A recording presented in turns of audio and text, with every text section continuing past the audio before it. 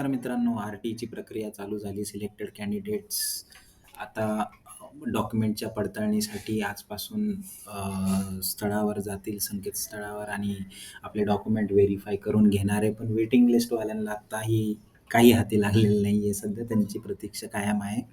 तर बऱ्याच बऱ्याच पालकांना हा प्रश्न आहे, की पहिली यादी वेटिंग लिस्टची कधी लागणार आहे?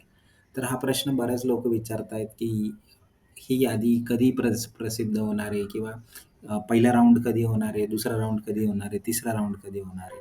हे बरेचसे वेटिंग लिस्टवाल्यांना प्रश्न आहे आणि मी पुन्हा एकदा सांगतो वेटिंग लिस्टवाल्यांनी खास करून या चॅनलला सबस्क्राईब करून ठेवा. कारण आपण हा वेटिंग लिस्टवाल्यांसाठी स्पेशल व्हिडिओ बनवणार आहेत. कारण अजूनही तुमची प्रतीक्षा कायम आहे आणि आपल्याला अपडेट्सची गरज आहे. तर चॅनलला सबस्क्राईब करायचं विसरू नका आणि काही प्रश्न असतील तर कॉमेंटमध्ये विचारू शकतात. तर आपण हा व्हिडिओ चालू करू. तर प्रतीक्षा यादी ही पहिली कधी लागणार आहे? हा बऱ्याच लोकांचा प्रश्न आहे. तर याचं उत्तर असं आहे, की प्रतीक्षा यादी तेव्हा लागेल जेव्हा आपलं पहिला हा आत्ता सिलेक्टेड स्टुडंटचा राउंड चालू आहे. तो संपल्यानंतर प्रतीक्षा यादी जाहीर होणार आहे.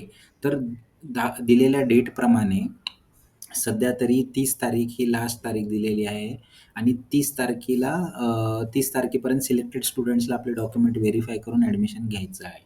जर ही तारीख एक्सटेंड झाली नाही, तर ही यादी कुठेतरी आपण पहिल्या आठवड्यात ऑगस्टच्या प्रसिद्ध होताना बघू शकू.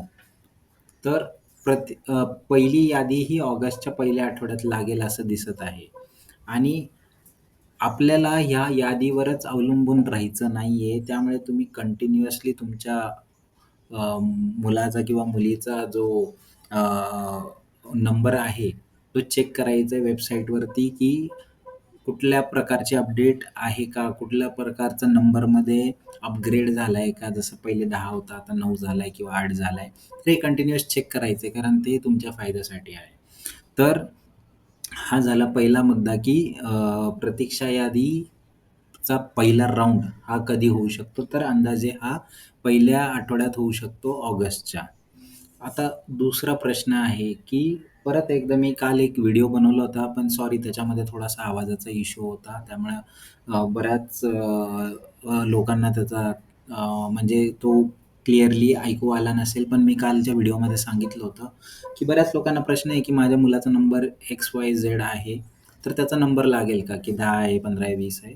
तर मी काल तेच सांगितलं, की तुम्हाला पहिले जाऊन जी लिस्ट आहे, लिस्ट ऑफ सिलेक्टेड कॅन्डिडेट्स किंवा तुम्ही जाऊ शकता वेबसाईटवरती आणि तिथे चेक करू शकता तुमची पर्टिक्युलर शाळा आणि तिथं लिहिलेलं असतं, की आर-टीच्या किती जागा अवेलेबल आहेत तिथं ॲडमिशनसाठी. जर तिथं उदाहरणार्थ 25 जागा अवेलेबल असेल एखाद्या शाळेत, तर तुमचा मुलाचा नंबर जर वेटिंग पहिल्या 5 मध्ये असेल, 6 मध्ये असेल, तर चान्सेस आहेत लागण्याचे.